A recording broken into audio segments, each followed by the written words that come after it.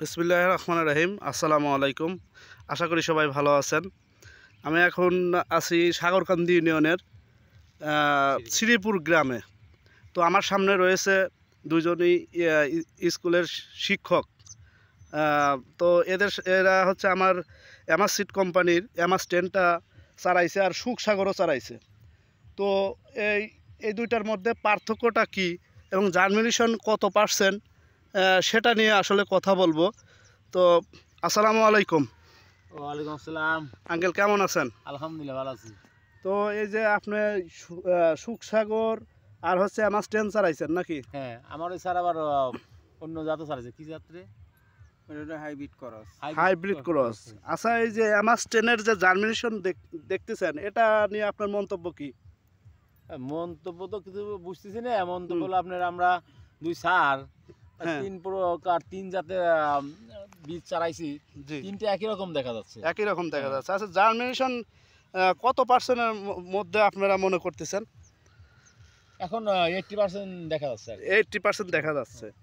তো সরকারি মোতাবেক তো আপনার 80% হলেই বাজারে বীজ ছাড়ার অনুমতি দিছে হ্যাঁ, সরকার। 80 তো যার মানে পর আরও তো বের হচ্ছে 75% হলে মানে হয় খ্যাত হয়। আচ্ছা, তা যাই হোক, আপনার যে এই ইয়াটা এই জার্মিনেশনটা ঠিক আছে, আপনার বীজ তো মনে হচ্ছে আরও বের হচ্ছে নাকি? আরো দুই একটা দেখতেছি। আরও বের হচ্ছে। যাই হোক, আসুন আপনার এই বীজটা দেখাই।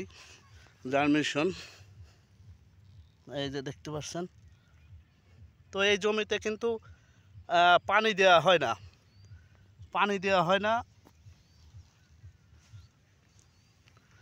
জমিতে এমনি জো থাকেই।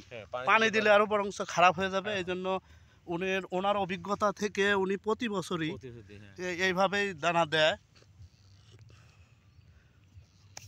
এটা হচ্ছে এমাস-10 মাল্টিক্রস। এই যে জার্মিনেশন